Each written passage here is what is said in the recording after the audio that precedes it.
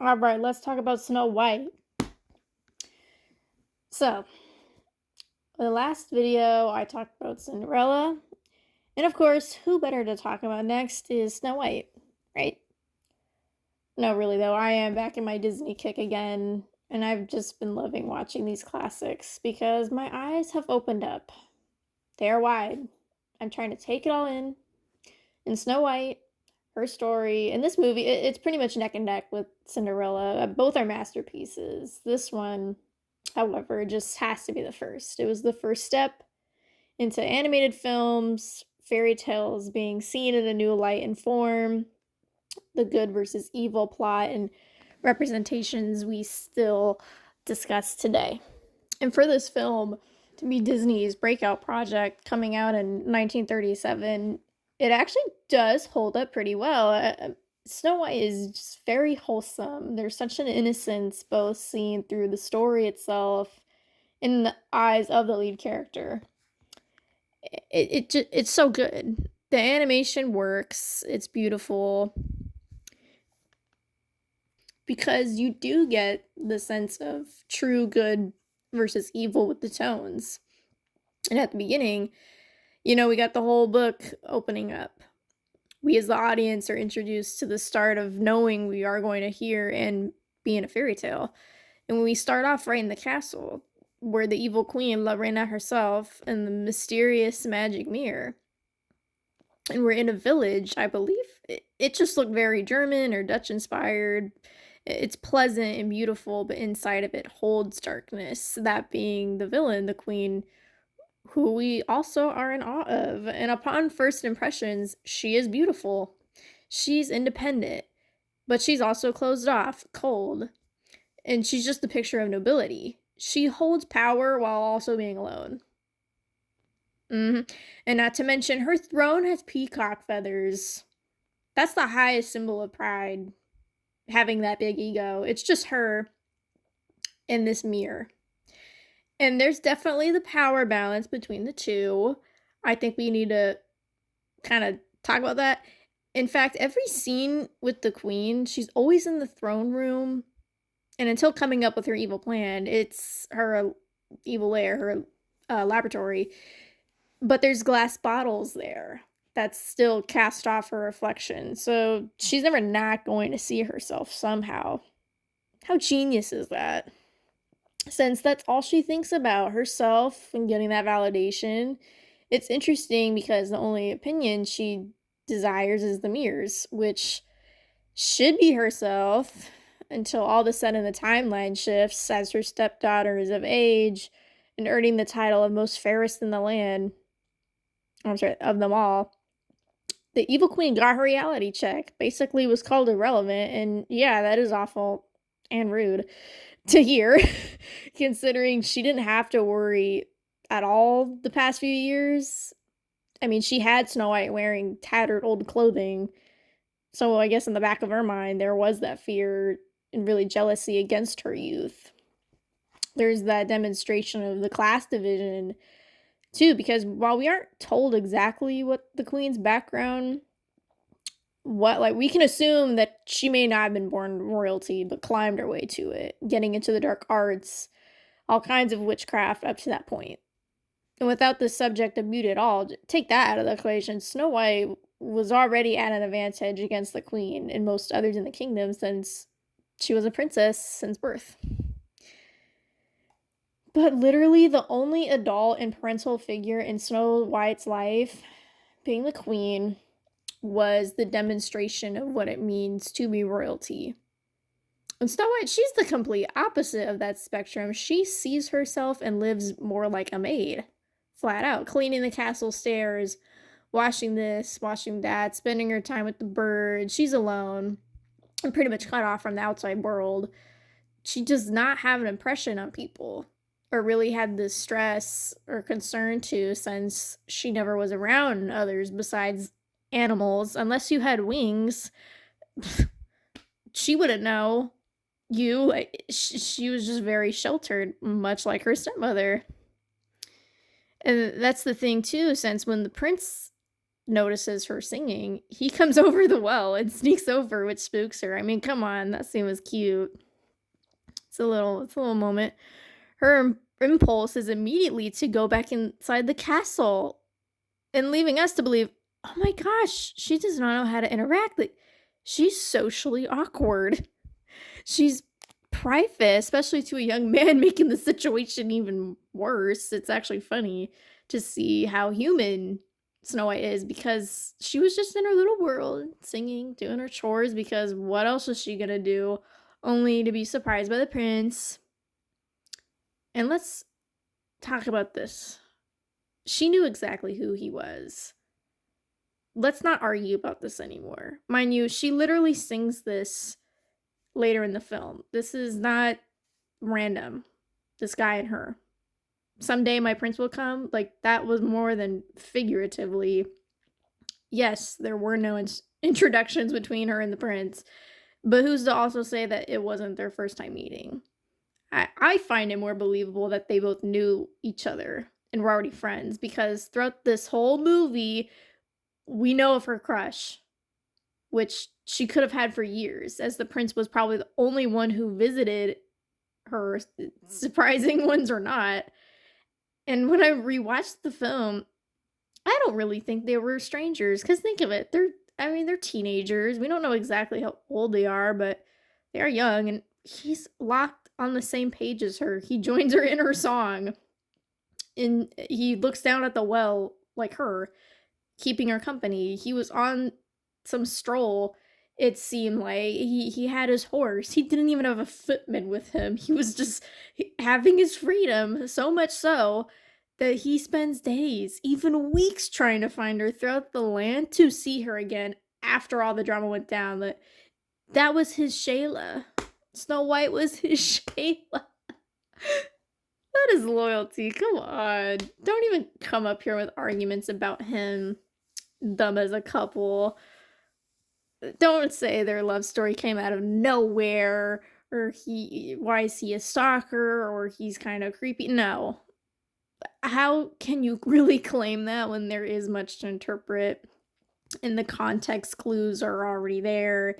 I mean, they both easily knew who the other was, even if they didn't verbally say it. Snow White was singing about this guy, thinking of him, waiting for him, since the sheer idea of being with him gave her hope. That escape of being in a better situation against her life at the castle. With a stepmother who ignores her, belittles her, and wants her dead.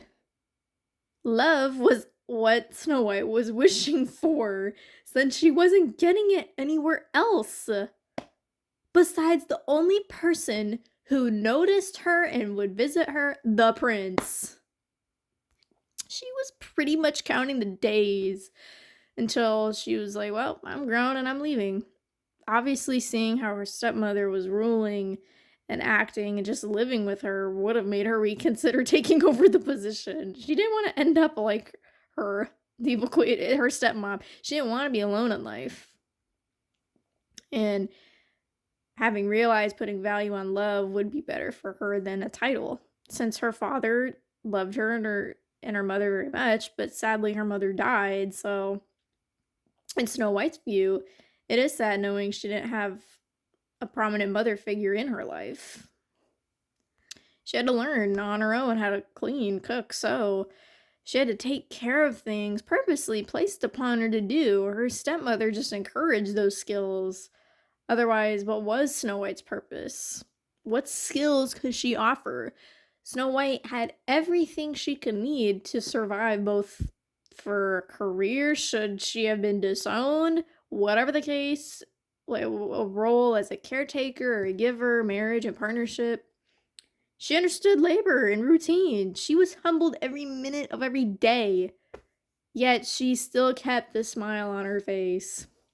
She still was appreciating beauty in nature. And when it came time to where she was picking flowers in the meadow, of course the last thing on her mind would be that she was going to get hunted. She had no reason to believe she'd have a hit on her, especially from her stepmother, who she never refers to as her stepmother too, but the queen. Snow White was innocent. She wasn't even the voice of the kingdom. She didn't understand how much competition she was compared to her stepmom. How could she think she was better than the queen? If anything, that was confirmation she knew she was less than her. It's not even a matter of being naive, I don't think. She was just a girl who didn't have to worry about status or vanity or power at all. She was experiencing and wanting young love while the queen was watching from the sidelines. Snow White was completely guarded away from palace duties, being royalty, since that was her stepmother's domain. She never really got to be a princess when it came to subjects, honestly. Which would be another good reason why the queen was jealous of her stepdaughter, since she had no one to impress. She was, yeah, the product of her mother's wish. Ooh, wait a minute, guys. Let's give this a moment. Think about it. The evil queen is a witch, sorceress of dark magic, all that. So who's to say Snow Mother, oh my gosh, I cannot speak. Snow White's mother, yes, Snow White's mother was a white witch, since her daughter turned out to be exactly what her spell or something to that was. Come on, the raven black hair, the pale white skin, the red lips, I'm assuming were rare traits, just a rare but beautiful combination back in that time and universe, but also exactly the answer to the magic mirror of who is the fairest in all the land? You mean to tell me that was not rigged? The fairest one was always going to be Snow White. Literally. So why on earth would that be the question the queen was asking every time? Not even, it was never the most beautiful, the best queen in the entire world. Why that question? And not her being surprised when it was Snow White. Her name was on point with that. She was albino. She was going to be the fairest one. Snow White, and she was kind and obedient from the get-go. And nothing she had to earn or fight for. Unlike the queen in this case, she had the long raven hair, green eyes, and pink lips, which was not. It's also just like she couldn't make herself fit the beauty standard, that being Snow White. But you know how silly it was seeing this grown woman competing, feeling threatened by a teenage girl to the point she wanted her out of the picture entirely. It just seemed so crazy how fast the queen was turning on Snow White. Because honestly, there was never any issue until that day. The magic mirror basically rage baited by saying Snow was the fairest in the land. And I think by that point, the queen secretly acknowledged how she messed up letting Snow grow up, completely raising herself, understanding animals' manners, and adapting to her surroundings. No matter where she would go, she'd make the best of it. She'd still pray, keeping her promise, how she did with the 7 dwarves in exchange for a place to stay, until she was out of the woods and able to be with the love of her life, which honestly is pretty realistic for a teenage girl to be thinking about, since she was the epitome of being a roommate. Now, she got that she was more than her title as a princess. She would put in the hard work. She'd still treat everyone equally as she did with each of the dwarves, since the only way she knew how to interact was with animals, and playing the role of a mom as a way to probably fill in that gap that she never got in her life. And now that I say that, I'm about to cry and shout, because yeah, you could argue she treated the dwarves, these working older men, as if they were children, like schoolboys. I've seen that talked about, but it's the whole washing your hands before dinner, kiss on the forehead before going to work, baking special pies after for them to enjoy it. You know what, gooseberry pies? I'm just gonna believe gooseberries are legit in the universe, and they are the national berry of that kingdom. It's just fun to think about. think about it that way. And I'm gonna add that gooseberry pie was either her mother or father's favorite pie. And that's why she knew how to make it. Oh. But yeah, I don't think she knew any better, since naturally she would have that instinct, the impulsiveness, and being a mother rather than a princess. Let's also not forget, too, that the dwarves insisted Snow White stay and sleep in their beds and handle running their home while they were gone working. Yeah, everyone knew this was going to be temporary, trusting her that she wasn't also capable of witchcraft like her stepmother. Like, that's ultimate trust. And not to mention, Snow White cleared it up right away that she wanted her prince. Yes, you deserve your happiness. You don't need to be hunted and lost in the woods, struggling. When quite honestly, she could be the safest. She would be the safest at the other kingdom with her man. And going back to the dwarves too, these guys just work and then work some more. And the friendship, affection they had to this girl, it is wholesome. And I actually did like the song they played after dinner in the living room. That was cute too. I mean, don't be trying to be the lead dancing man. It is interesting how they all are basically brothers with different personalities who instantly go protective mode on Snow White. Don't let any stranger outside the cottage their home, which is a pretty valid rule. And that's maybe the one big issue I have with this movie, the fact Snow White let the evil queen, the old woman, inside even after the dwarves tell her to lock it up. But can you really blame her under the circumstances? And it was a choice for the queen to pick the old peddler disguise she went with, since she knew who the dwarves were and where the cottage was. She went with an old woman as the new skin, which she died in. It's just, for someone so vain and self-motivated, you would have thought maybe she would have disguised herself as a girl, maybe around Snow White's age, or a child who offered the apple to her. And yeah, she played the old lady bit well to her advantage after the birds and deer were like, heck no, she is giving stranger, she is giving danger. That kind of takes me out. And considering after the events of the Huntsman, Snow White really should have been more scared of any interaction or contact with people. How can you trust anyone? But then again, the Huntsman, she knew, did work for the queen, so I guess it's not that far of a stretch. And yeah, if you do think about it, this story and film does feel set up in an intimate way. And what I mean is, much like Cinderella, it makes me think I'm watching a play in animated form, of course, because with Snow White, it's almost claustrophobic, considering every scene does happen in a room. And in the castle, there's no noise besides the queen's evil lair right around the same time where we're in the dwarves' cottage and they're having their little dance entertainment nightcap. But it works because still with this movie, you're afraid of the queen.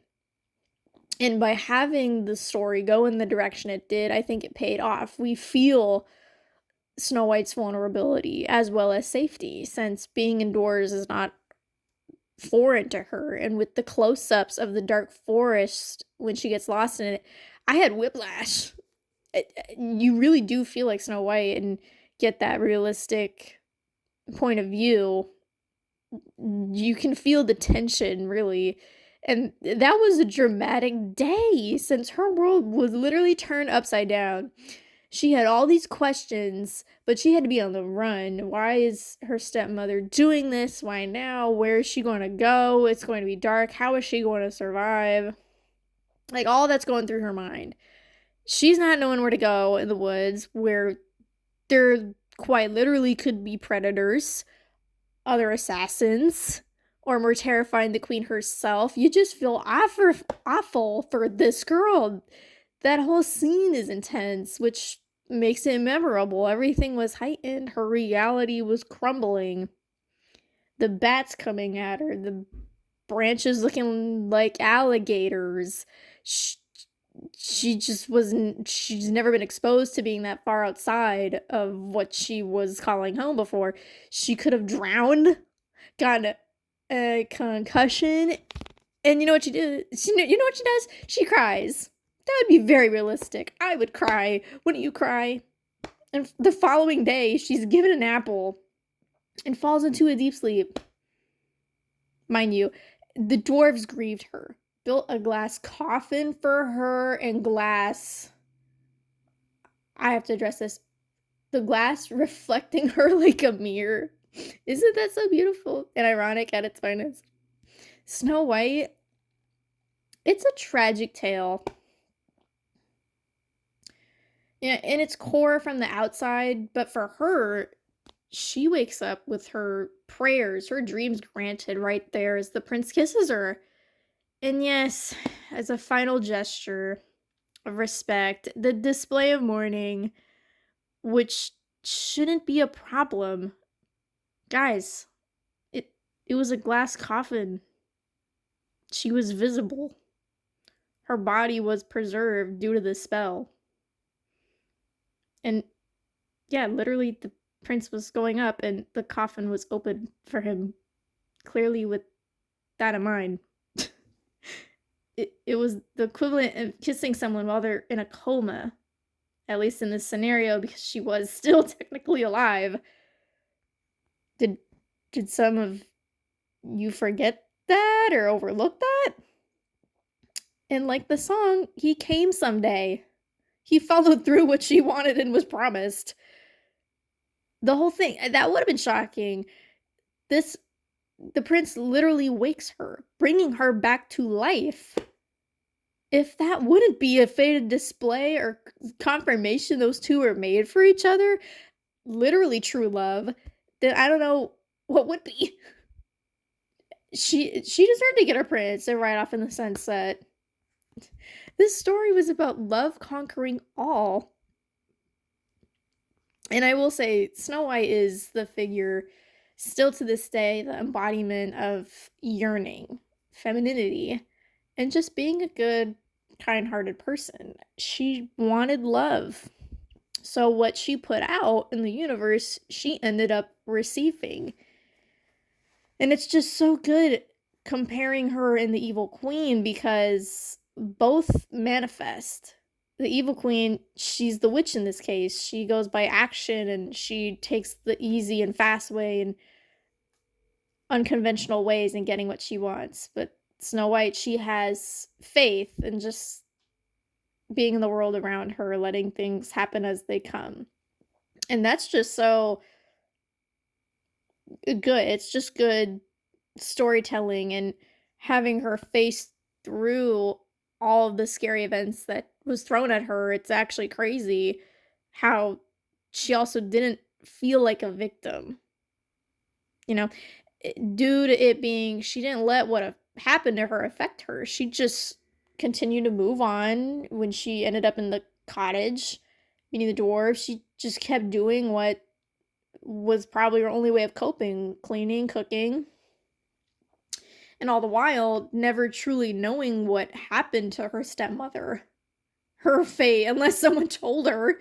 She never had to worry about the queen again or even ask why, which makes this story more interesting because in the end she got what she hoped for without a confrontation or answers from her stepmother or the huntsman for that matter, who gave her the best advice to run away and leave her old life behind. Really, the queen.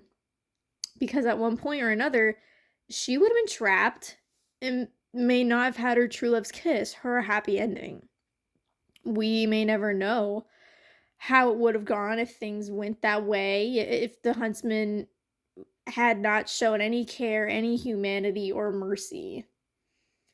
And that's the beauty of Snow White. This movie and story as a whole, everything worked out in the end, even if there are some remaining questions. Yeah, those were just my takes on it.